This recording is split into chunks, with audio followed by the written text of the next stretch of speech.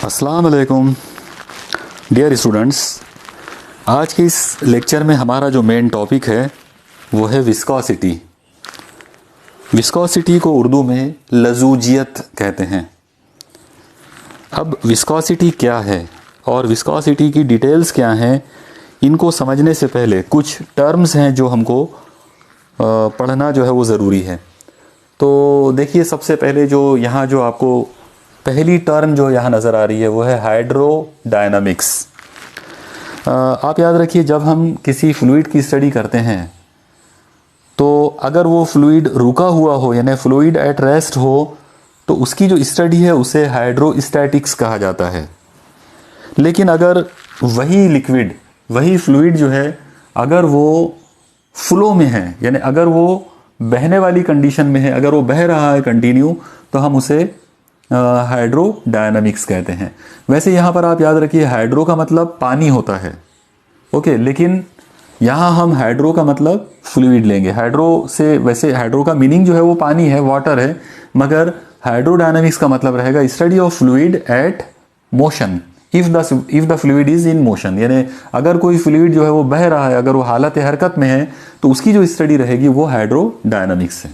Okay, अब हम पहली टर्म देखते हैं स्टेडी फ्लो। आप याद रखिए, स्टेडी फ्लो का मतलब होता है एक तरह का स्टेबल फ्लो। अब ये स्टेबल फ्लो या स्टेडी फ्लो का मीनिंग किस सेंस में लेंगे, तो देखिए बहुत आसान सा मतलब है इसका। आप ऐसा इमेजिन कीजिए कि मान लो ये ज़मीन का लेवल है नीचे और इसके ऊपर यहाँ तक पानी है और ये पानी ये डायरेक्शन के अंदर ऐसे बह रहा है, ठीक है।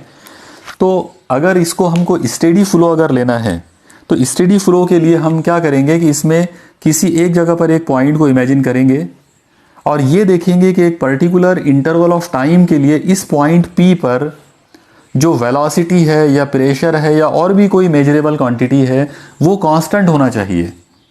यानी अगर इस पॉइंट P पर, इस पानी के अंदर ये जो पॉइंट P है, अगर इस पॉइंट P पर इसकी जो रफ्तार है, इसकी जो वेलोसिटी है, वो अगर कांस्टेंट हमको मिलती है, या इस पॉइंट P के ऊपर जो दबाव है वो भी अगर हमको कांस्टेंट मिलता है, या any physical quantity which can be measured, यानी जो आप जिसका मेजरमेंट कर सकते हो, ऐसी कोई भी फिजिकल क्वांटिटी इसके ऊपर आप लो, वो कांस्टेंट मिलना चाहिए through out the time.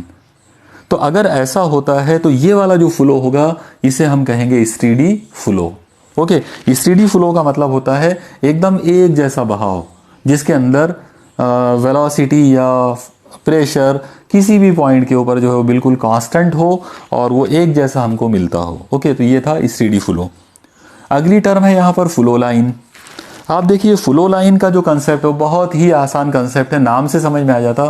Flow का मतलब है फ्लो यानी बहाव, बहना, और लाइन का मतलब है लाइन यानी खत। तो फ्लो लाइन का मतलब रहेगा कि अगर मान लो ये लिक्विड, ये जो यहाँ पर ये जो पानी या कोई लिक्विड जो है वो लिक्विड मान लो ये डायरेक्शन में ऐसा बह रहा है, तो अब आप देखिए ये पॉइंट P जो है ये यहाँ रुका हुआ नहीं रहेगा, बल्कि ये पॉइंट P जो है वो यहाँ से निकलकर ये इस तरह से बहते हुए आगे बढ़ेगा। तो ये वाला जो रास्ता है, ये जो पाथ उसने यहाँ पे ट्रेवल किया, इस रास्ते को हम कहेंगे फ्लो लाइन। तो फ्लो लाइन का मतलब रहेगा the path traced by the particle, यानी किसी भी फ्लूइड में, कोई भी बहते हुए फ्लूइड के अंदर कोई भी फ्लो, अगर कोई भी फ्लूइड जो है वो अगर फ्लो है हो रहा है यानी बह रहा है, तो उसके अंदर कोई भी पॉइंट जिस पर्टिकुलर लाइन से वो बहते हुए आगे बढ़ेगा उस लाइन को हम कहेंगे फ्लो लाइन, ठीक है। और अब आप याद रखिए कि यही वाला कंसेप्ट तकरीबन स्ट्रीम लाइन का भी है। इसी का दूसरा नाम स्ट्रीम लाइन भी हो सकता है अगर हम स्टेडी फ्लो की बात कर रहे हैं तो। यानी अगर स्टेडी फ्लो हो रहा है तो उसके अंदर फ्लो लाइन और स्ट्रीम लाइन दोनों सेम होते हैं। वैसे स्ट्रीम लाइन का मीनिंग क्या होगा, तो बहुत ही सिंपल सा कंसेप्ट है उसका कंसेप्ट इस तरह से हम लोग ले सकते हैं कि मान लीजिए कि यहाँ पर ये इस तरह से ये पानी जो है वो, इस पानी या कोई भी लिक्विड जो है वो ये इस तरह से यहाँ से इधर ये डायरेक्शन में वो फ्लो हो रहा है। ओके, तो हम क्या करेंगे, यहाँ पर एक ऐसा कर्व इमेजिन करो और इस कर्व के अलग अलग पॉइंट्स के ऊपर आप टेंजेंट ड्रॉ करो। याद रखिए कि ये जो टेंजेंट है, ये जो तमाम टेंजेंट जो रहेंगे, तो ये टेंजेंट्स ने उस पार्टिकल की वेलोसिटी को रिप्रेजेंट करना चाहिए। ओके, तो ये वाला जो कर्व यहाँ पे तैयार हुआ जिसके किसी भी पॉइंट पर बनाए जाने वाले टेंजेंट्स हमेशा वेलोसिटी की डायरेक्शन को रिप्रेजेंट करेंगे, उसे कहते हैं stream line. Okay, stream line का मतलब रहेगा ऐसा कर्व, ओके, ऐसा कर्व जिसके किसी भी पॉइंट के ऊपर बनाया जाने वाला टेंजेंट हमेशा उस पर्टिकुलर पॉइंट पर वेलोसिटी ऑफ फ्लो जो है उसकी डायरेक्शन को दिखाता हो। वेलोसिटी ऑफ फ्लो उसकी डायरेक्शन को अगर वो दिखाता है तो उस कर्व को हम स्ट्रीम लाइन कहेंगे। यहां पर आप याद रखिए कि स्ट्रीम लाइन और फ्लो लाइन एक ही होते हैं अगर हम स्टेडी फ्लो की अगर हम बात कर रहे हैं तो। ओके, यानी अगर वो जो फ्लो जो हमको मिल रहा है तो वो फ्लो अगर बिल्कुल एक जैसा है, एकदम कांस्टेंट स्पीड से हो रहा है, एकदम एक सिमत में एक डायरेक्शन के अंदर हो रहा है और बहुत ही स्टेडीली हो रहा है, तो हम उसे कहें उस पर्टिकुलर फ्लो के लिए हम कह सकते हैं कि flow line and stream line are same, दोनों भी सेम होते हैं। ओके, अगला कंसेप्ट हमको जो देखना है वो है फ्लो ट्यूब। अब सवाल ये आता है कि फ्लो ट्यूब किसे कहेंगे। तो देखिए इसका जो सीधा साधा सा जो कंसेप्ट है वो कुछ इस तरह से हम ले सकते हैं कि मान लीजिए कि एक पर्टिकुलर लिक्विड जो है वो इस तरह से बह रहा है। ओके, यानी उसके अंदर यहाँ पर एक पर्टिकुलर कोई एक पॉइंट है और हमने ये देखा कि उसका जो फ्लो लाइन है वो कुछ तो भी इस तरह से है। अब इसके बाजू वाला पार्टिकल हम लोग लेते हैं तो उसका फ्लो लाइन मान लो कि ये ऐसा है, उसके बाद वाले लाइन को लेते हैं तो उसका फ्लो मान लो ऐसा है, इसके बाद वाले का कुछ तो भी इस तरह से है। अब ये अलग अलग पार्टिकल्स मैंने यहाँ पे लिया हूँ, 4 अलग अलग पार्टिकल्स, ये चारों अलग अलग पार्टिकल्स के फ्लो लाइन इस तरह से बने, फ्लो लाइन या स्ट्रीम लाइन इस तरह से बने। ओके, अब आप यहाँ पर इमेजिन कीजिए कि मैं इन सब फ्लो लाइंस को आपस में कनेक्ट कर देता हूँ। मान लो कि मैंने इन सबको आपस में कनेक्ट कर दिया। अब आप देखिए जैसे ही मैं इनको आपस में कनेक्ट कर दूंगा तो यहाँ पर हमको एक ऐसी ट्यूब लाइक स्ट्रक्चर नजर आएगा। हमको ऐसा दिखेगा जैसे यहाँ पर एक ट्यूब शुरू हो रही है, एक नली जैसी चीज तैयार हो गई और वो जो ट्यूब है, वो जो नली है, वो यहाँ से शुरू हो रही है और यहाँ से निकलकर ऐसे जा रही है। ओके, इस तरफ उसका फ्लो हमको नजर आ रहा है। तो इस तरह का ये जो स्ट्रक्चर होगा, ये जो इमेजिनरी टाइप का जो फ्लो वाला ये जो ट्यूब हमको जो मिलेगा, इसे हम कहेंगे फ्लो ट्यूब। इसका मतलब flow tube is nothing but the set of flow lines. Okay, एकदम सिंपल भाषा में अगर हम बात करेंगे तो फ्लो ट्यूब का मतलब क्या होगा, the set of flow lines या the set of stream lines is called as flow tube. और ये फ्लो ट्यूब जो है ये बिल्कुल इमेजिनरी चीज है। यहाँ तक ये कुछ बेसिक टर्म्स थी जो हमको मतलब विस्कोसिटी को समझने से पहले, मतलब उससे पहले ये रिक्वायरमेंट हमारी थी, ये हमको आना ज़रूरी था, इतनी टर्म्स। ओके, अब हम यहाँ पर 2 बहुत ही इंपॉर्टेंट टर्म्स देखेंगे पहले और फिर मेन जो टॉपिक है विस्कोसिटी का उसकी तरफ हम चलेंगे। देखिए अगली टर्म जो हमको देखना है वो है stream line flow. Stream line flow, और इसके अगेंस्ट में हम और एक चीज देखने वाले हैं और वो है टर्ब्यूलेंट फ्लो। 2 टर्म्स हमको देखना है, स्ट्रीम लाइन फ्लो और टर्ब्यूलेंट फ्लो। उर्दू में अगर हम इनके लिए कुछ नाम अगर देखें तो स्ट्रीम लाइन फ्लो को हम कायम बहाव कह सकते हैं या मुस्तहकम बहाव कह सकते हैं या यकसा बहाव कह सकते हैं या मुस्तकिल बहाव कह सकते हैं। बहुत सारे नाम हम स्ट्रीम लाइन के लिए ले सकते हैं। ओके, उसी तरह से टर्ब्यूलेंट फ्लो जो है तो इसके लिए एक्चुअली टर्ब्यूलेंट का मतलब तूफान जैसी कोई चीज़ होती है, तो उसके लिए हम यहाँ पर जो वर्ड यूज़ कर सकते हैं वो है तूगियानी बहाव या आशूबी बहाव। ओके, इस तरह, या तूफानी बहाव, इस तरह की कुछ चीज़ें, कुछ वर्ड्स हम इसके लिए यूज़ कर सकते हैं। अब इन दोनों में क्या मतलब होगा या दोनों में क्या फ़र्क होगा तो उसको समझ लीजिए। स्ट्रीम लाइन फ्लो का मतलब होगा कि अगर मान लो पानी या कोई लिक्विड एक जगह से दूसरी जगह ऐसे फ्लो हो रहा है, बह रहा है, तो उसके बहाव में अगर सारे के सारे पॉइंट्स के ऊपर जो वेलोसिटी है, सारे के सारे पॉइंट्स पर या एक पर्टिकुलर फ्लो लाइन के किसी पॉइंट के ऊपर जो वेलोसिटी है या जो प्रेशर है वो बिल्कुल कांस्टेंट रहना चाहिए। अगर वो बिल्कुल कांस्टेंट वेलोसिटी के साथ में अगर वो फ्लो लाइन में अगर वो आगे बहता है तो हम उसे कहेंगे कि वो स्ट्रीम लाइन फ्लो है, यानी वो जो फ्लो होगा वो स्ट्रीम लाइन फ्लो होगा। इसी को अभी हमने थोड़ी देर पहले स्टेडी फ्लो के नाम से भी पढ़ा हुआ है। एक्चुअली स्टेडी फ्लो में हम एक पर्टिकुलर पॉइंट के बारे में बात करते हैं और स्ट्रीमलाइन फ्लो के अंदर हम एज ए होल पूरा का पूरा पानी जो है उसकी बात करेंगे। और उसके अलग अलग फ्लो लाइंस के अंदर हम देखेंगे कि हर फ्लो लाइन के अंदर किसी भी पॉइंट जो है, कोई भी पार्टिकल जो है, तो उसकी वेलोसिटी जो है वो कांस्टेंट होना चाहिए। लेकिन जब हम टर्ब्यूलेंट फ्लो की बात करते हैं तो टर्ब्यूलेंट फ्लो के अंदर इस तरह का मामला नहीं होता। टर्ब्यूलेंट फ्लो के अंदर होता यह है कि अचानक मान लो कि पानी जो है वो फ्लो हो रहा है, अगर वो कम स्पीड में है तो वो स्ट्रीमलाइन फ्लो में है, लेकिन अगर अचानक उसकी स्पीड जो है वो बहुत ज़्यादा तेज़ हो जाए और ऐसा महसूस हो जैसे वो पानी बहुत तेज़ी के साथ बहते हुए एक तूफ़ानी हालत उसके अंदर पैदा हो जाए, एक तरह की गर्दिश या रोटेशनल फ्लो जैसी चीज़ उसमें नज़र आना शुरू हो जाए, तो उसे हम टर्ब्यूलेंट फ्लो कहते हैं। आप याद रखिए, टर्ब्यूलेंट फ्लो की वजह से हमेशा पानी के अंदर हमको भंवर बनते हुए नज़र आते हैं। मतलब वो जो पानी के अंदर जो एडीज तैयार होते हैं, ऐसे गोल गोल ऐसे हल्के तैयार हो जाते हैं और पानी बहुत स्पीड से उसके अतराफ घूमते हुए नज़र आता है, वो सब टर्ब्यूलेंट फ्लो की मिसालें हैं। लेकिन टर्ब्यूलेंट फ्लो उसी वक्त पॉसिबल है जब स्पीड बहुत ज़्यादा तेज़ हो, यानी जो वेलोसिटी ऑफ फ्लो जो होती है वो अगर बहुत ज़्यादा तेज़ है तो टर्ब्यूलेंट फ्लो हमको नज़र आएगा। ओके, तो इस तरह से ये दो इंपॉर्टेंट टर्म्स हैं, स्ट्रीमलाइन फ्लो और टर्ब्यूलेंट फ्लो। ओके, अब हम चलते हैं अपने मेन टॉपिक पर। आज का जो हमारा मेन टॉपिक है वो है विस्कोसिटी या लज़ूजियत। अब सवाल ये पैदा होता है कि विस्कोसिटी या लज़ूजियत क्या होती है। आप देखिए, आप लोगों ने सॉलिड्स में, मतलब जो ठोस होते हैं, जो सॉलिड होते हैं, तो उनमें रगड़ जो है उसकी सलाहियत के बारे में आपने पढ़ा हुआ है। फ्रिक्शन इन सॉलिड्स जो है वो आपने पढ़ा हुआ है। मैं आपको जस्ट रिकॉल कर देता हूँ कि मान लीजिए कि यहाँ पर ये इस तरह से कोई एक सरफेस है और इस सरफेस के ऊपर हमने यहाँ पर कोई सॉलिड जिस्म लिए, इस तरह से यहाँ पर इसके ऊपर एक सॉलिड जो है वो इसके ऊपर रखा हुआ है। ओके, अब आप याद रखिए कि अगर ये सॉलिड रुका हुआ है यानी रेस्टिंग में है, तो इस सॉलिड में और ये सरफेस, इन दोनों के सरफेस, ये जो बीच में जो कांटेक्ट आ रहा है, इन दोनों के बीच में जो कांटेक्ट होगा उनके बीच में यहाँ पर फ्रिक्शन तैयार होगा और वो जो फ्रिक्शन की जो फोर्स है वो डायरेक्टली प्रोपोर्शनल होगी एन पर। एन का मतलब है नॉर्मल रिएक्शन। नॉर्मल रिएक्शन मतलब जैसे ये बॉडी इसके ऊपर रखी हुई है तो इसका नॉर्मल रिएक्शन ये डायरेक्शन में जाएगा, और अगर हम उल्टा इमेजिन करें कि ये जो सरफेस है इसके ऊपर रखी हुई है तो इसका जो नॉर्मल रिएक्शन होगा वो डाउनवर्ड इमेजिन करना पड़ेगा। ओके, तो ये नॉर्मल रिएक्शन के ऊपर डिपेंड करता है, और अगर हम ये साइन हटा दें तो यहाँ पर म्यू आ जाएगा, तो म्यू इंटू एन। तो इस तरह से म्यू का मतलब है कोएफिशिएंट ऑफ फ्रिक्शन। अब यहाँ पर एक चीज़ आप ध्यान में रखिए कि ये जो फ्रिक्शन है एक्चुअली ये दो टाइप का होता है।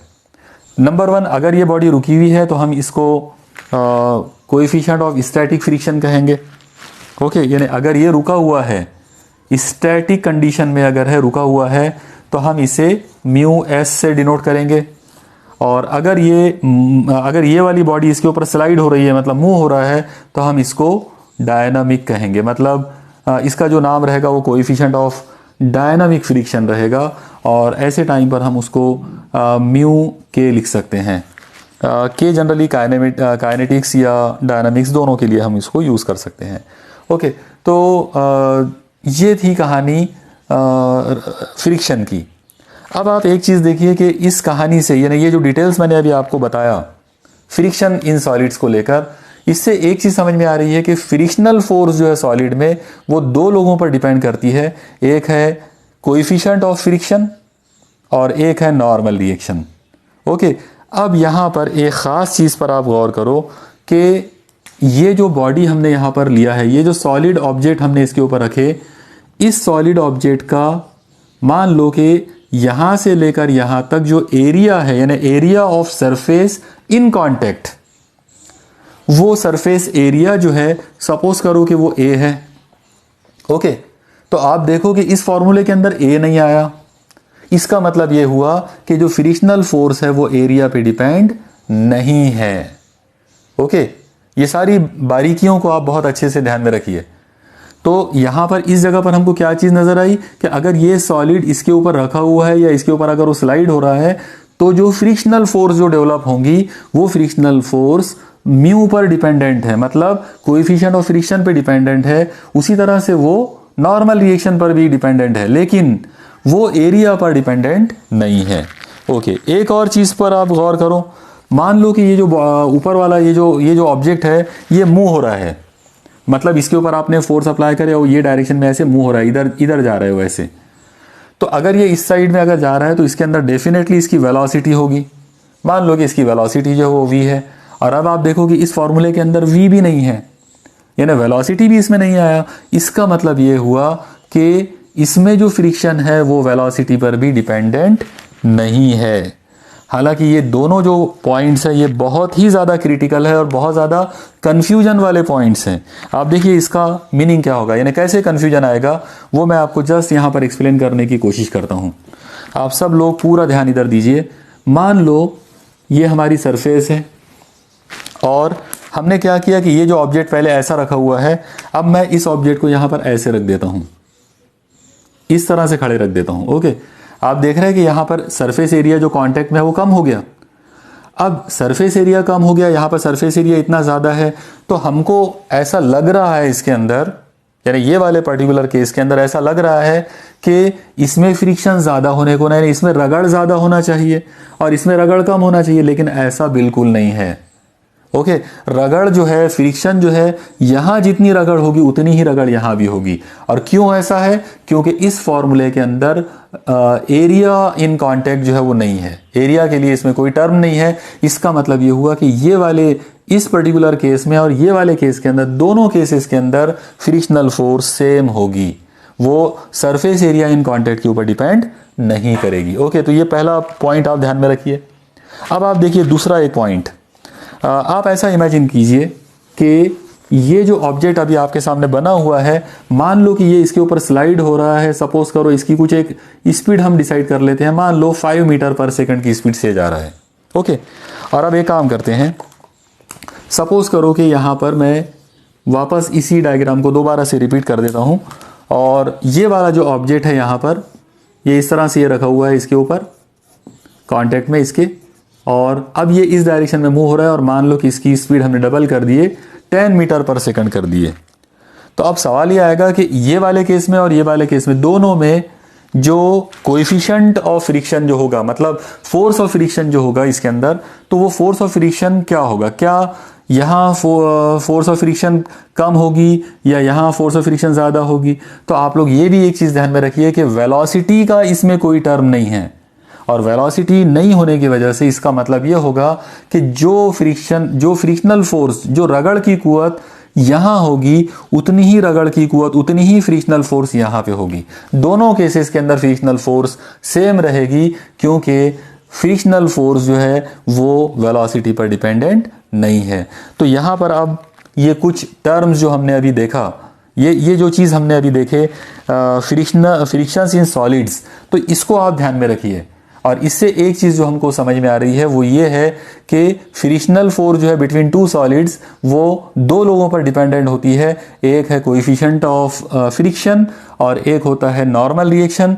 एक मज़ेदार बात जो हमको दिखा वो ये कि एरिया ऑफ कांटेक्ट के ऊपर वो डिपेंडेंट नहीं है, उसी तरह से वो वेलोसिटी पर भी डिपेंडेंट नहीं है। ओके, अब हम अपना वो टॉपिक शुरू करते हैं। अब हम मेन टॉपिक के ऊपर आते हैं, यानी लिक्विड्स का। अब आप देखिए लिक्विड्स का मामला कैसे होगा। सबसे पहला जो सवाल है वो ये है कि क्या लिक्विड्स जो है उसमें भी फ्रिक्शन हो सकता है, यानी क्या ये पॉसिबल है कि लिक्विड जो है, यानी फ्लूइड जो होते हैं, तो क्या उनमें भी फ्रिक्शन, उनमें भी आपस में कोई रगड़ हो सकता है? तो लॉजिकली अगर हम सोचेंगे तो हमको ऐसा लगता है कि रगड़ नहीं होना चाहिए। ओके, यानी क्योंकि वो बहने वाली चीज़ है, वो कोई सॉलिड तो है नहीं, इसलिए उसमें रगड़ का क्या सवाल हो सकता है। इसलिए ऐसा लग रहा है कि उनमें कोई रगड़ नहीं होगी, मगर ऐसा नहीं है। ओके, अब ऐसा नहीं है तो फिर कैसा है, उस चीज़ को अब आप समझ लो। मान लो कि यहाँ पर ये ज़मीन के नीचे वाला मतलब ज़मीन की नीचे की तह है, ज़मीन का नीचे का लेवल है, और इसके ऊपर कोई एक पानी की कोई एक बॉडी को आप इमेजिन करो। जैसे आप यहाँ पे एक लेक इमेजिन कर सकते हो। अगर आपको थमा हुआ पानी लेना है तो आप यहाँ पर एक पानी की एक झील या एक तालाब को इमेजिन करो, और अगर आपको फ्लो होने वाला पानी लेना है तो यहाँ पर आप एक नदी को इमेजिन कर लो। और क्योंकि अब हम हाइड्रोडायनामिक्स की स्टडी कर रहे हैं, मेन हमारा जो टॉपिक है वो हाइड्रोडायनामिक्स है, मतलब यहाँ पर हमको फ्लो लेना है, तो हम यहाँ पे नदी को इमेजिन करेंगे। और इस लिहाज से अगर देखा जाए तो इसको हम बोल सकते हैं कि ये नदी का ऊपर वाला किनारा है, ऊपर वाला लेयर है। मैं इसको रिवर सरफेस बोल देता हूँ थोड़ी देर के लिए, नदी की ऊपर की सतह। और ये वाली जो लाइन आपको दिख रही है तो ये ज़मीन की सतह है, यानी पानी के कांटेक्ट में आने वाले ज़मीन की सतह है। हम इसको रिवर बेड बोल सकते हैं। ओके, यानी ज़मीन का वो वाला हिस्सा जो पानी के कांटेक्ट में आ गया नीचे से, या पानी ये लेवल तक है। ओके, अब आप एक चीज़ देखिए, जब पानी ज़मीन के ऊपर इस तरह से जब फ्लो होगा तो पानी की वो वाली लेयर जो इस ज़मीन के साथ में जो टच करेगी, यानी यहाँ पर ये ज़मीन के लेयर, ज़मीन की सतह को जो टच करेगी, वो ऐसा हम उसको इमेजिन करेंगे कि वो रुकी हुई रहेगी, यानी वो बहेगी ही नहीं। तो हम यहाँ पर ये अज्यूम करेंगे, हम ये फर्ज करेंगे कि पानी की वो वाली लेयर जो इसके कांटेक्ट में है वो यहाँ पे रुकी हुई है, मतलब ये कि उसकी वेलोसिटी 0 है। ओके, अब उस लेयर से जस्ट ऊपर, थोड़ा सा उसके ऊपर अगर मैं यहाँ पे एक दूसरी लेयर अगर बनाता हूं, तो अब आप देखिए कि ये वाली जो लेयर है वो जब यहाँ से इधर फ्लो होना शुरू होगी तो वो, क्योंकि वो इसके कांटेक्ट में है और वो एक तरह से ये उसको रोकने का काम करेगा, यानी एक तरह की उसमें रेजिस्टेंस, एक तरह की रुकावट आती जाएगी। तो इसका मतलब ये हुआ कि ये उतनी ज़्यादा स्पीड में फ्लो नहीं होगी। ओके, फिर अगर मैं इसके ऊपर की लेयर लेता हूं तो उसकी इसकी रुकावट का असर इसके ऊपर नज़र आएगा, लेकिन क्योंकि वो ज़मीन के जो लेवल, ये जो रिवर बेड है यहाँ से वो काफ़ी दूर है, इसका मतलब उस पर रगड़ उतनी ज़्यादा नहीं होगी, इस वजह से इसकी जो स्पीड है वो थोड़ी सी ज़्यादा होगी। फिर अगर हम इसके ऊपर वाली लेयर लेते हैं तो उसकी स्पीड और थोड़ी सी ज़्यादा हो जाएगी, और ऐसा करते करते जब हम एकदम टॉप लेवल पर पहुँचेंगे तो टॉप लेवल पर हमको स्पीड सबसे ज़्यादा तेज़ नज़र आएगी, यानी ऐसा लगेगा कि सबसे ज़्यादा तेज़ी के साथ में ये लेयर ऐसी बह रही है। उसके नीचे वाली लेयर का बहाव थोड़ा सा कम स्पीड में होगा, उसके नीचे वाला और कम, उससे नीचे वाला और कम। ओके, समझ में आया? अब आप एक चीज़ देखिए कि यहाँ पर इस पर्टिकुलर केस के अंदर, यानी जब ये पानी यहाँ से इधर बह रहा था तो हमको ये ऐसा करना पड़ा कि हमने पानी को क्या किया, अलग अलग तहों में डिवाइड कर दिए, अलग अलग लेयर्स में डिवाइड कर लिए, और हर लेयर अपनी एक अलग स्पीड के साथ मूव हो रही है।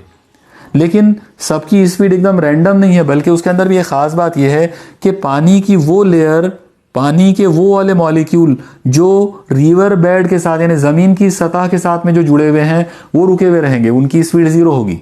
लेकिन उसके जस्ट ऊपर वाली जो लेयर होगी तो वो एकदम स्लो मोशन में जाएंगे, क्योंकि उनको बहुत ज़्यादा रुकावटों का सामना करना पड़ेगा। वो ऐसे पानी के नीचे की जो सतह है उसके साथ वो टकराते हुए जाएंगे, तो उनकी जो फोर्स है वो लगातार डाउन होती जाएगी, वो कम होती, उनकी स्पीड कम होती जाएगी। इसका मतलब ये हुआ कि ये एकदम स्लो होंगे। फिर इससे थोड़ा सा ऊपर अगर जाएंगे तो ये थोड़ा ज़्यादा स्लो होंगे, यानी उनकी स्पीड थोड़ी ज़्यादा हो जाएगी। ओके, तो अब हम एक काम करते हैं, इसी डिज़ाइन को, मतलब ये जो फिगर है इसको हम थोड़ा सा अलग स्टाइल में बनाने की कोशिश करते हैं। सबसे पहले आप देखिए कि मान लो यहाँ पर कि ये रिवर बेड है, मतलब ज़मीन का वो वाला, ज़मीन का वो हिस्सा है जो पानी की सतह, यानी नदी के अंदर पानी की सतह है, ज़मीन की सतह है। ओके, और जाहिर सी बात है, जैसे मैंने अभी आपको बताया था कि इसके साथ में जो मॉलिक्यूल जो है पानी के, जो टच करेंगे इसको, वो रुके हुए रहेंगे, उनकी स्पीड 0 लेना पड़ेगा। तो यहाँ पर मैं लिख देता हूँ v = 0। ठीक है, अब इसके ऊपर मैं यहाँ पर कुछ सालमात, यानी कुछ एक लेयर मैं यहाँ ले लेता हूँ। अब ये वाली जो लेयर होगी तो डेफिनेटली इसकी स्पीड, क्योंकि ये इसके कांटेक्ट में है तो इसके रगड़ ज़्यादा होगी इसके साथ में, इस वजह से ज़्यादा रगड़, ज़्यादा रेजिस्टेंस की वजह से ये एकदम स्लो मोशन में जाएगी। तो इसकी वेलोसिटी बस इतनी बता देते हैं यहाँ पर। फिर इसके ऊपर वाला जो रहेगा तो उसकी स्पीड इससे ज़्यादा होगी, तो उसको ऐसा बना देते। फिर उसके ऊपर वाला जो है उसकी स्पीड इतनी ज़्यादा होगी, फिर उसके ऊपर वाला लिए तो उसकी स्पीड और ज़्यादा होगी, फिर उसके ऊपर वाला लेंगे उसकी स्पीड और ज़्यादा बनाना पड़ेगा, फिर उसके ऊपर लेते हैं, उसकी स्पीड और ज़्यादा बनाना पड़ेगा।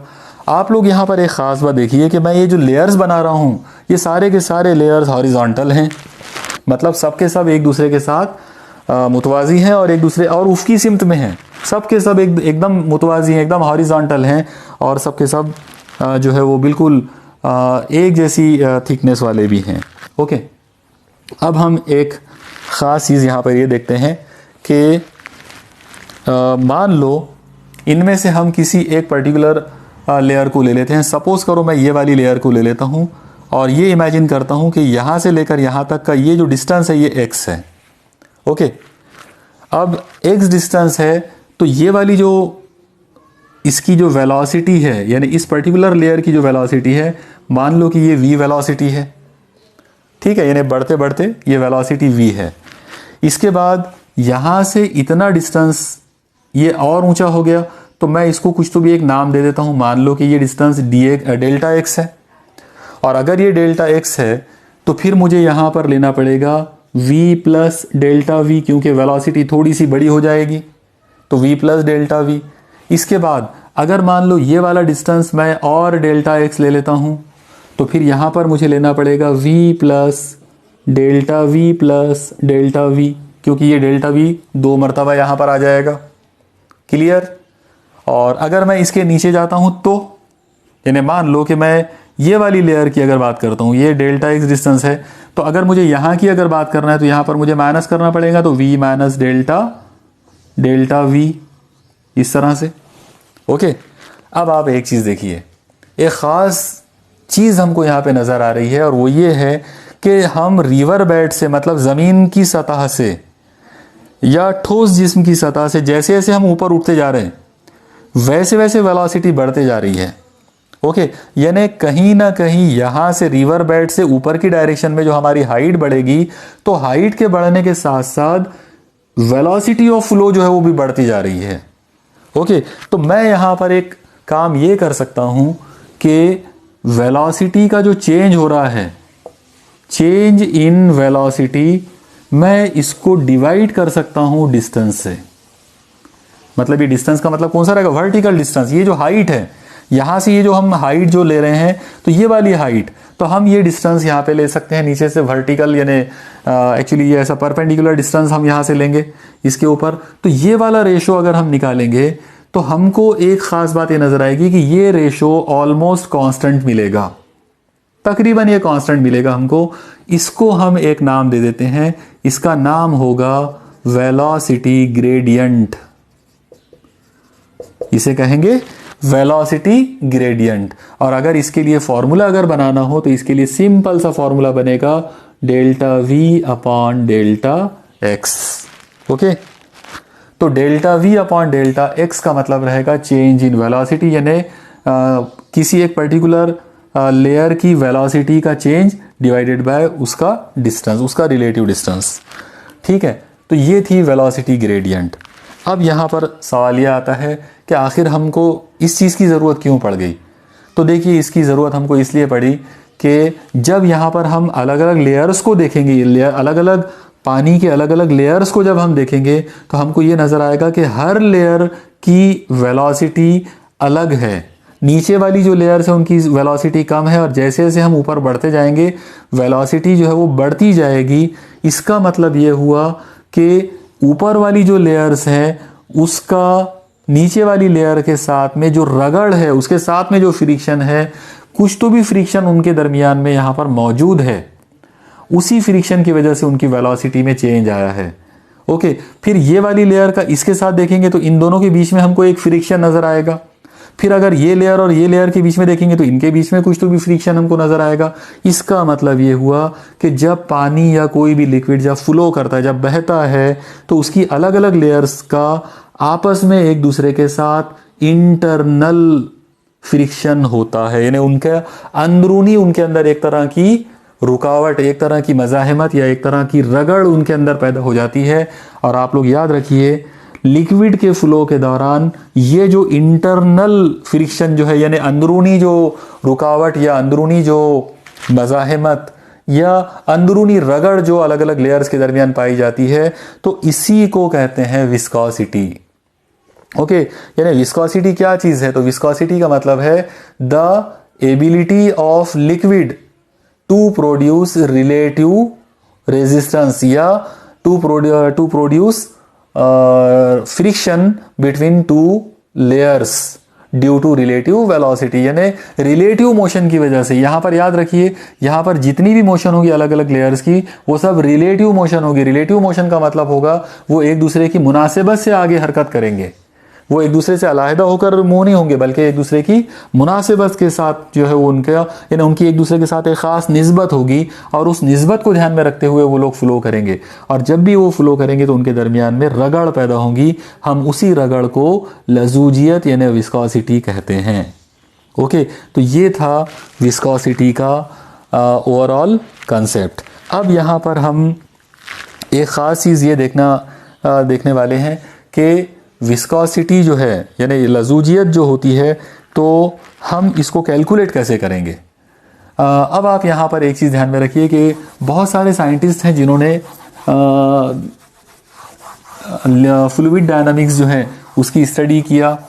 विस्कोसिटी जो है उसकी अलग अलग बहुत सारे लिक्विड्स जो हैं उन्होंने उसकी स्टडी किए और ये चेक किए कि अलग अलग लिक्विड जो है उनकी विस्कोसिटी किस तरह से होती है, कौन कौन से फैक्टर्स हैं जो उसके अंदर इन्वॉल्व होते हैं। तो आप देखिए, अभी जो मैंने जो कुछ भी आपको बताया उससे एक चीज़ तो हमको ये समझ में आती है कि विस्कोसिटी का ताल्लुक जो है, उसका जो रिलेशन है, कहीं ना कहीं वो लिक्विड के गाढ़ापन के साथ है। ओके, लिक्विड का जो गाढ़ापन होता है, कि जैसे आप देखिए, अगर मैं आपको दो नाम बताता हूँ, पानी और ग्लिसरीन। ओके, अब आपको सबको मालूम है कि पानी बहुत ही पतला होता है, ग्लिसरीन जो है वो उतना पतला नहीं होता, वो काफ़ी गाढ़ा जैसा होता है। शहद अगर आप इमेजिन करें तो शहद जो है वो भी बहुत ज़्यादा गाढ़ा होता है। तो कहने का मतलब ये हुआ कि पानी, ग्लिसरीन या शहद, ये तीनों भी लिक्विड्स हैं, मगर ये तीनों लिक्विड्स के अंदर बहुत ज़्यादा फ़र्क है गाढ़ेपन के लिहाज से। तो ये जो गाढ़ापन जो है, एक्चुअली यही इसी चीज़ को एक तरह से विस्कोसिटी कहा जा सकता है, क्योंकि इसी गाढ़ेपन की वजह से जब उनका जो फ्लो हमको मिलता है तो वो फ्लो के अंदर फ्रिक्शन आ जाता है अलग अलग लेयर्स में, और वो जो फ्रिक्शन की जो एबिलिटी है वो विस्कोसिटी होती है। ओके, अब आप देखिए कि अलग अलग जो साइंटिस्ट हैं उन्होंने जब विस्कोसिटी की स्टडी किए तो उनको एक ख़ास बात ये नज़र आई कि जो विस्कस फोर्स होती है, विस्कस फोर्स मतलब वो वाली फोर्स जो जब एक पानी की या किसी लिक्विड की एक लेयर जब ऐसे आगे बढ़ेगी तो वो जिस फोर्स जो फ्रिक्शन की जो फोर्स वो बाजू वाली मतलब एडजेसेंट लेयर के ऊपर जो अप्लाई करेगी, तो उसको हम विस्कस फोर्स कहेंगे। तो उन्होंने एक चीज़ देखा कि ये जो विस्कस फोर्स है ये एरिया ऑफ लेयर पे डिपेंड करती है। मतलब उस लेयर का एरिया कितना बड़ा है, जितना बड़ा उसका एरिया होगा तो उतना ज़्यादा वो फोर्स होगी। तो एरिया के ऊपर वो डिपेंडेंट नज़र आई। दूसरी जो चीज़ इसके अंदर ख़ास बात जो उसके अंदर नज़र आई वो ये थी कि ये जो विस्कस फोर्स है ये डायरेक्टली प्रोपोर्शनल नज़र आई वेलोसिटी ग्रेडियंट के साथ। यानी अभी जो मैंने आपको थोड़ी देर पहले वेलोसिटी ग्रेडियंट बताया था, जिसको मैंने लिखा था delta V by delta X. Okay, आप इसको D V by D X भी लिख सकते हो डेरिवेटिव के रूप में। तो F proportional to delta V by delta X या D V by D X. तो ये जो चीज़ है, मतलब विस्कस फोर्स वो ये वाली चीज़ के ऊपर यानी वेलोसिटी ग्रेडियंट के ऊपर भी वो डायरेक्टली प्रोपोर्शनल होगा। तो अब हम एक काम कर सकते हैं, ये दोनों जो अलग अलग फॉर्मूले हैं इन दोनों को मिक्स कर सकते हैं, दोनों को आपस में मिलाकर एक नया फॉर्मूला हम बना सकते हैं। तो अगर मैं यहाँ पर इन दोनों को हटाकर एक फॉर्मूला अगर बनाऊँ तो ये फॉर्मूला कुछ ऐसा बन जाएगा, F proportional to A into delta V by delta X. Okay, और अब ये प्रोपोर्शनलिटी का साइन हटा लेते हैं तो ये आ जाएगा F is equal to eta into A into, इसको आप डेल्टा वी या डी वी भी लिख सकते हैं। ओके, तो delta V by delta X या D V by D X. आप लोग याद रखिए, ये बहुत ही इंपॉर्टेंट फार्मूला आपके पास मिल गया। ये जो फार्मूला है ये विस्कस फोर्स को जाहिर कर सकता है, मतलब जो जिसे उर्दू में हम लजूजी कुव्वत कहते हैं, तो ये उस चीज़ को जाहिर करेगा। इस फॉर्मूले के अंदर ये ईटा एक कांस्टेंट आ गया, ये प्रोपोर्शनलिटी का एक कांस्टेंट है। तो इस प्रोपोर्शनलिटी के कांस्टेंट को हम कहते हैं कोएफिशिएंट ऑफ विस्कोसिटी, यानी लजूजियत का ज़रीब। उर्दू में हम इसे लजूजियत का ज़रीब कहेंगे और इंग्लिश में इसको हम कहेंगे कोएफिशिएंट ऑफ विस्कोसिटी। ओके, अब हम यहाँ पर एक और टर्म को थोड़ा सा आगे बढ़ाते हैं। मतलब इसी ये जो फॉर्मूले के अंदर ये जो टर्म हमको मिली ईटा यानी विस्कोसिटी का कोएफिशिएंट, अब हम इस पर डिस्कस करेंगे। देखिए हम एक काम करते हैं, इसी फॉर्मूले को थोड़ा सा रीअरेंज करने की कोशिश करते हैं। ईटा इज इक्वल टू, अगर मुझे ईटा इज इक्वल टू के रूप में लिखना है तो मैं क्या करूंगा, यहाँ पर ये ए और ये delta V by delta x, ये दोनों टर्म्स को मुझे इधर ट्रांसफर करना पड़ेगा। अगर मैं इन दोनों टर्म्स को इधर ट्रांसफर करता हूं तो ये एफ के अपॉन में आ जाएंगे, मतलब ये आ जाएगा F upon A into delta V by delta X. Okay, आप लोग देखिए बराबर ध्यान दीजिए, हर चीज को समझ लीजिए बराबर। तो ये हमारे पास फॉर्मूला आ गया ईटा का। अब जैसी फॉर्मूला आ गया तो आप लोग याद रखिए, फॉर्मूला आते बराबर हमारे दिमाग में आ जाना चाहिए कि अब हम उसकी यूनिट और फिर हम उसकी डायमेंशन बनाने वाले हैं। यूनिट और डायमेंशन बनाना जो है वो एक खेल होता है और वो खेल की शुरुआत होती है फॉर्मूले पर से। तो ये जो फॉर्मूला आपके सामने दिख रहा है, हम इसको यूज करके ईटा यानी कोएफिशिएंट ऑफ विस्कोसिटी जो है इसकी हम पहले एसआई यूनिट बनाते हैं। ओके, तो चलो शुरू करते हैं। एसआई यूनिट ऑफ ईटा क्या होगी, ठीक है, चलिए शुरू करते हैं। आप देखिए सबसे पहले ऊपर एफ है यानी कुवत, जाहिर है फोर्स जो है कुवत जो होती है तो उसकी एसआई यूनिट है न्यूटन डिवाइडेड बाय, नीचे यहाँ पर एरिया है, एरिया की यूनिट हो जाएगी metre square into delta V upon delta X. अब आप देखिए डेल्टा वी का मतलब है वेलोसिटी, चेंज इन वेलोसिटी मतलब वेलोसिटी, तो वेलोसिटी की यूनिट होती है मीटर पर सेकंड अपॉन, नीचे डेल्टा एक्स है और डेल्टा एक्स का मतलब था वो जो रिवर बेड है उससे वहां से उसकी बुलंदी, उसकी हाइट, उसका डिस्टेंस, और डिस्टेंस है इसका मतलब उसकी यूनिट होना चाहिए मीटर। ओके, तो अब आप देखिए कि हम इसको किस तरीके से लिख सकते हैं। जब हम इसको पूरा सॉल्व करने की कोशिश करेंगे तो एक चीज यहां पे समझ में आ रही है कि ये मीटर से ये मीटर कट जाएगा। ओके, और ये जो सेकंड है ये अपॉन में है, तो हम ये अपॉन वाले सेकंड को ऊपर लिख सकते हैं। इसका मतलब ये कुछ तो भी ऐसा हो जाएगा न्यूटन इनटू सेकंड और अपॉन में ये वाला मीटर स्क्वायर। तो इसको मैं शॉर्ट में ऐसे लिख सकता हूं न्यूटन सेकंड पर मीटर स्क्वायर। ओके, आप पर मीटर स्क्वायर को मीटर टू द पावर -2 भी लिख सकते हो, यानी इसको हम ऐसा भी लिख सकते हैं newton second into metre to the power -2। Okay, तो अब आप देखिए ये जो यूनिट है ये हमारे पास आ गई है एसआई यूनिट, यानी कोएफिशिएंट ऑफ विस्कोसिटी जो है ईटा, उसकी एसआई यूनिट जो है वो इतनी होती है न्यूटन सेकंड पर मीटर स्क्वायर। ओके, चलिए अब हम इसकी सीजीएस यूनिट के बारे में बात कर लेते हैं।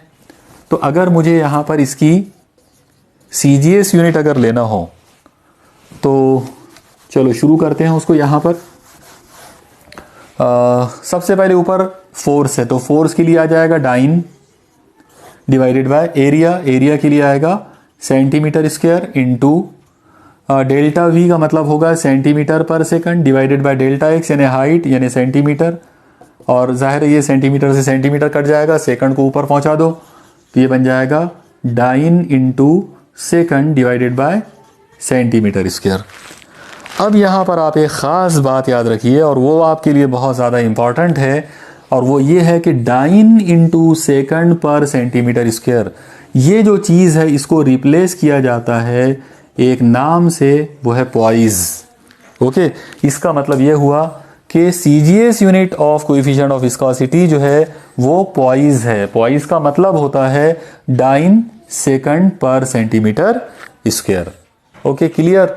ये एक बहुत ज़्यादा इंपॉर्टेंट यूनिट है सीजीएस की, और ये जनरली हमको न्यूमेरिकल्स वगैरह के अंदर इसकी ज़रूरत पड़ सकती है, इसलिए आप इस चीज़ को याद रखिए। और वैसे भी ये एक नया नाम है, इसलिए आपको ये ध्यान में रखना ज़रूरी भी है कि CGS unit of coefficient of viscosity जो है वो क्या होता है, पॉइज होता है। ठीक है, चलिए एक और चीज़ देख लेते हैं कि पॉइज में और एसआई यूनिट के अंदर आपस में क्या रिलेशन है। ओके, यानी हमको ये देखना है कि एसआई यूनिट कितने पॉइज के बराबर होता है, एक एसआई यूनिट ईटा की। तो अब आप देखिए इसकी जो एसआई यूनिट है, अभी हमने देखा था वो है न्यूटन इंटू सेकंड पर मीटर स्क्वायर। तो अब हम एक काम करेंगे, यहाँ पर ये जो न्यूटन सेकंड पर मीटर स्क्वायर जो है, हम इनको सीजीएस में कन्वर्ट कर देते हैं डायरेक्ट। तो आपको पता है कि 1 न्यूटन का मतलब होता है 10 to the power 5 dyne. Okay, 1 newton का मतलब क्या होता है 10 टू द पावर 5 डाइन। उसके बाजू में सेकंड है तो वो सेकंड का तो सेकंड ही रहेगा, डिवाइडेड बाय मीटर स्क्वायर को सेंटीमीटर स्क्वायर बनाना पड़ेगा। और आपको पता है कि मीटर का सेंटीमीटर के साथ में जो रिश्ता है वो 10 टू द पावर +2 का है। तो 1 मीटर का मतलब यानी 1 मीटर जो है वो क्या होगा 10 का पावर 2 सेंटीमीटर। तो इसका मतलब ये हो जाएगा कि यहाँ पर मुझे इस जगह पर लेना पड़ेगा 10 का स्क्वायर सेंटीमीटर और फिर उसका स्क्वायर, यानी 100। ये जो मीटर जो है उसका मतलब होता है 100 सेंटीमीटर, यानी 10 का पावर 2 सेंटीमीटर। ओके, अब अगर मैं ये नीचे वाले नंबर को सॉल्व करता हूँ तो मुझे यहाँ पर कोई चीज़ जो मिलेगी वो मिलेगी 10 स्क्वायर का स्क्वायर यानी 10 का पावर 4 सेंटीमीटर स्क्वायर। ओके, और अब आप देखिए अगर मैं इन नंबरों को सॉल्व कर लेता हूँ तो ये 10 का पावर 5 से 10 का पावर 4 जो है कट जाएगा, ये हो जाएगा 10 टाइम्स डाइन इंटू सेकंड पर सेंटीमीटर स्क्वायर, और वो चीज़ जो है वो पॉइज होती है। ओके, इसका मतलब क्या हुआ कि 1 न्यूटन सेकंड पर मीटर स्क्वायर जो है वो काय के बराबर हुआ 10 पॉइस के बराबर। तो ये भी एक कंसेप्ट आप ध्यान में रखिए कि अगर आपको एसआई यूनिट को सीजीएस यूनिट में कन्वर्ट करना हो विस्कॉस कोएफिशिएंट ऑफ विस्कोसिटी की, तो 1 एसआई यूनिट जो है 1 न्यूटन सेकंड पर मीटर स्क्वायर वो हमेशा 10 पॉइस के बराबर होगा। ओके, अब एक आखिरी चीज़ हमको देखना बाकी रह गई है और वो है डायमेंशन के कोएफिशिएंट ऑफ विस्कोसिटी का डायमेंशन क्या होता है। ओके, तो देखो इसको हम बहुत इजीली किस तरीके से बना सकते हैं। उसके लिए हमारे पास ये जो फॉर्मूला जो हमारे पास ऊपर है, इसी फॉर्मूले को हम सॉल्व कर लेते हैं। ऊपर फोर्स है, फोर्स का डायमेंशन होगा L1 M1 T-2। ये आप याद कर लो। फोर्स का जो डायमेंशन है वो अगर आपको याद रहा तो आप बहुत सारे डायमेंशन ऑटोमेटिक बना सकते हैं। इसको आप बिल्कुल याद कर लो कि L1 M1 T-2। ओके, अब नीचे के इसमें देखो आप, यहाँ पर एरिया है, एरिया का मतलब होता है L2। इसके बाद बाजू में वेलोसिटी है, वेलोसिटी का मतलब होगा L1 और T-1, क्योंकि वेलोसिटी का सीधा साधा मतलब क्या होता है x अपॉन टी यानी डिस्टेंस अपॉन टाइम। तो डिस्टेंस यानी लंबाई लेंथ और टाइम तो टाइम ही है। ओके, तो इस तरीके से वेलोसिटी जो है उसके लिए मैंने लिख लिया L1 T-1 अपॉन में यहाँ पर डेल्टा x है और डेल्टा x का मतलब है L1। ओके, यानी लेंथ एक बार। अब आप देखिए यहाँ पे ये L1 से ये L1 कट गया और अब बाकी जो लोग बचे हैं तो नीचे से कौन लोग हैं, एक तो ये L2 और दूसरा ये T-1, इन लोगों को ऊपर शिफ्ट कर दो। तो ये L2 को अगर आप ऊपर ले लेते हैं तो ये माइनस होगा, इसका मतलब ये आ जाएगा L-1। ओके, ये L1 और ये L-2 तो ये हो जाएगा L-1। इसके बाद ये M1 है तो ये आ जाएगा M1। T-1 को जब आप ऊपर शिफ्ट करेंगे तो ये T+1 होगा, तो -2 और +1 ये आ जाएगा T-1। तो आप याद रखिए कि कोएफिशिएंट ऑफ विस्कोसिटी जो है ईटा, उसके लिए डायमेंशन ये होगा L-1 M1 और T-1। इसमें आप m को पहले भी लिख सकते हैं, वो आपकी मर्जी पे डिपेंड करेगा। मुझे जनरली आदत है कि मैं पहले लेंथ लिखता हूँ फिर मास और फिर टाइम, तो इसलिए L-1 M1 और T-1। ओके, तो ये हो गया dimension of coefficient of viscosity. मुझे उम्मीद है कि आपको यहाँ तक ये समझ में आ गया होगा। अब हम एक और चीज़ कर सकते हैं कि हमने यहाँ पर इस फॉर्मूले पर से इसके एसआई यूनिट बनाए, फिर सीजीएस यूनिट इन्हें पॉइज आ गया, फिर दोनों का कन्वर्शन फैक्टर हमने देखा, अभी हमने उसका डायमेंशन देख लिए। लेकिन एक चीज़ जो है वो हम भूल गए और वो ये थी कि हम इसको डिफाइन कैसे करेंगे, what is the definition of coefficient of viscosity. तो अगर हमको इसकी डेफिनेशन बनाना हो तो देखिए बहुत ही आसानी के साथ आप इसकी डेफिनेशन बना सकते हैं, और इसकी डेफिनेशन बनाने का जो तरीका है वो भी इसके फॉर्मूले पर ही डिपेंड करता है। देखिए ये जो फॉर्मूला है, इस फॉर्मूले पर से मैं आपको एकदम सिंपल अंदाज़ा बताऊंगा। ये जो F है फोर्स डिवाइडेड बाय एरिया की वैल्यू 1 ले लो, और ये जो delta V by delta x है इसकी वैल्यू भी 1 ले लो। तो अगर आपने एरिया को 1 ले लिया और delta V by delta x को भी 1 ले लिया तो आपको मिलेगा eta is equal to F। मतलब कोएफिशिएंट ऑफ विस्कोसिटी जो है वो क्या है, वो खुद विस्कस फोर्स के बराबर है। लेकिन कौन सी विस्कस फोर्स? जो यूनिट एरिया ऑफ लेयर और यूनिट वेलोसिटी ग्रेडियंट पर एक्ट करे। ओके, इसका मतलब हम उसको इस तरह से बोल सकते हैं कि कोएफिशिएंट ऑफ विस्कोसिटी का मतलब होता है ऐसी विस्कस फोर्स जो यूनिट एरिया ऑफ लेयर और यूनिट वेलोसिटी ग्रेडियंट पर एक्ट करती है।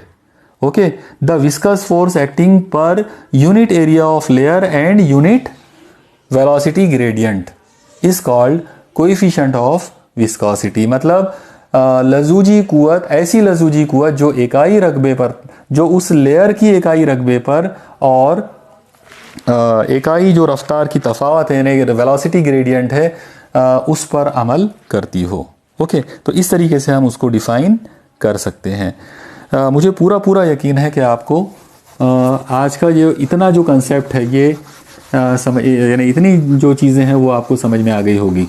अब हम यहाँ पर एक और चीज़ पे डिस्कस करते हैं। अभी आप देखिए कि अभी हमने एक छोटी सी जो बात इसमें किए थे वो ये थी कि यहाँ पर विस्कोसिटी का जो सीधा साधा जो मतलब है वो मतलब ये था कि वो एक तरह की फ्रिक्शन है जो लेयर्स के बीच में आ जाती है। तो अब यहाँ एक सवाल ये आएगा कि अगर मैं यहाँ पर ये इस तरह से मान लो ये ज़मीन की तह है, ज़मीन की सतह है नीचे, और इसके ऊपर यहाँ से लेकर यहाँ तक ये पानी है और पानी की मैंने इसके अंदर अलग अलग लेयर्स लिया हूँ। यहाँ पर इस तरह से अलग अलग लेयर्स हैं पानी के, और जैसा कि हमने देखे कि नीचे वाली जो लेयर है ये स्लोएस्ट है और ये जो ऊपर वाली जो लेयर है ये सबसे ज़्यादा फास्ट है। और ऐसा क्यों है? तो उसका रीज़न ये है कि कोई भी दो लेयर्स के दरमियान में यहाँ पर फ्रिक्शन है, रगड़ है।